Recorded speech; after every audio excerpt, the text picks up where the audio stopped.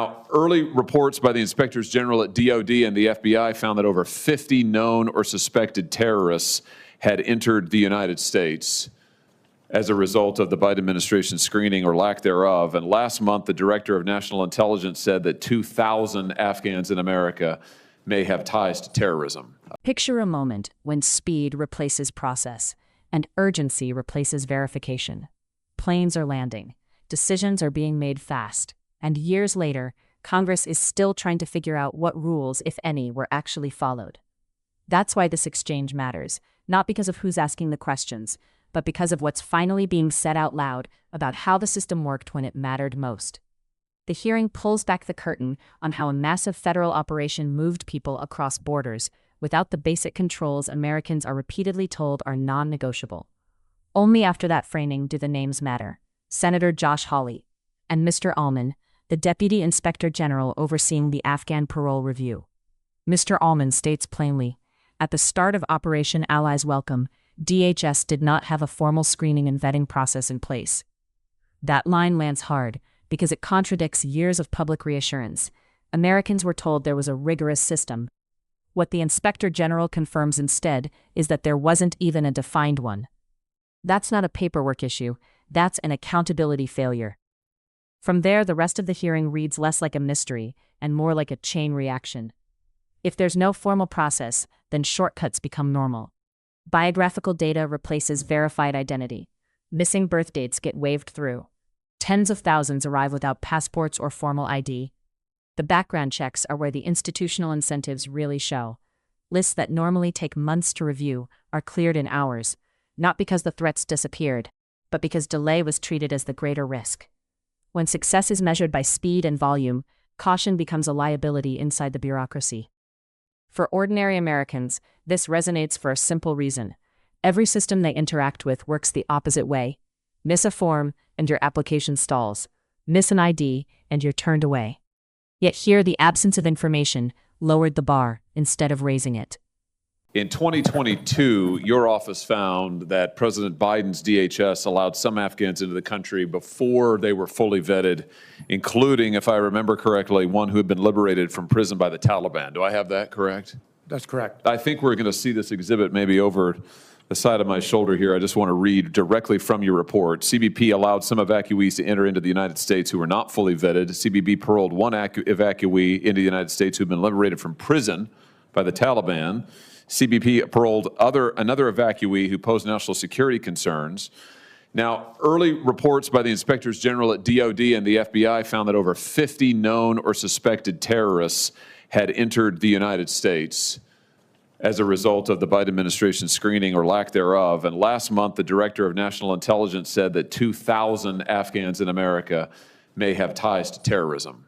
That is a very, very big number. So I just want to talk a little bit about how this happened and see if I can get your help in doing that. Let me just start with testimony that this committee, the full committee, the Judiciary Committee, previously received. In 2021, then DHS Secretary Alejandro Mayorkas testified that the administration had a rigorous vetting process in place. I think we've got a quote of his here. We have taken steps, I'm quoting him now, to make sure that the vetting program is indeed rigorous. Now, he said, this may have been in response to a question from me, he said that indeed the vetting did deviate from normal refugee screening. That was an understatement. But he went on to say, we have taken steps to make sure the program is indeed rigorous. So you investigated the vetting process. Did you find that the Biden administration's DHS had a formal vetting process in place that they followed carefully?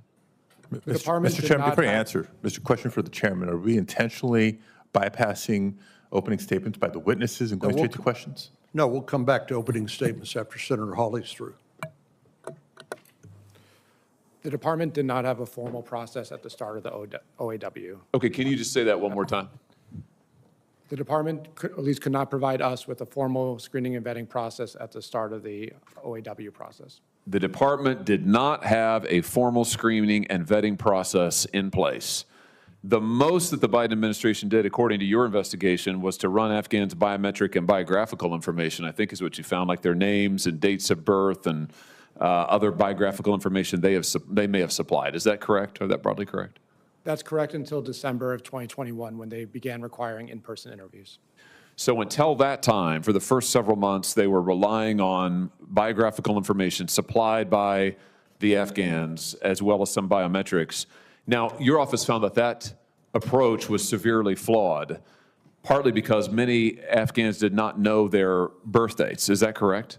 Explain this. That's correct. There was missing information from the OAW population, including first, last names, and date of birth. There was about 11 to 12,000 that did not know their date of birth. How many, sorry? Between 11 and 12,000. 11 and 12,000 who did not, which is a cultural thing, I think, but Correct. obviously presents an issue for us when doing vetting. So 11 or 12,000 who were admitted for whom we didn't even have their date of birth. That's pretty extraordinary. Let me ask you this. Did the Biden administration require Afghans to show identification at ports of entry? The department requested identification, but not all Afghans had formal identification, such as a passport. We found over 30,000 that did not have formal identification. Could you just say that number one more time? How many who didn't have identification? I believe the number's actually 36,000. 36,000 who could not show identification at a port of entry.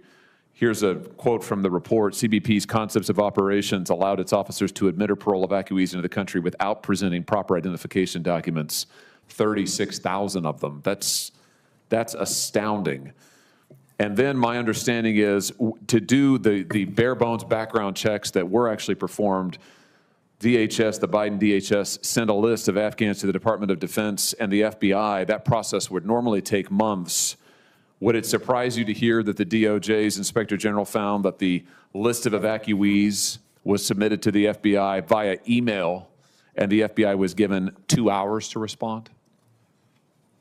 I can't confirm that. I can just say that there's very limited time to conduct the screening and vetting of those evacuees. Yeah, here's the quote. It's over my shoulder, I think. DOD and CBP created lists of Afghan refugees which were submitted to the FBI via email with only 2 hours to respond. Let me just ask you finally, I know my time is about expired, just when it comes to interviews, normally refugees, SIV applicants are required to attend an in-person interview. Mr. Edelman, did DHS systematically interview evacuees before they were admitted? Were all the evacuees interviewed?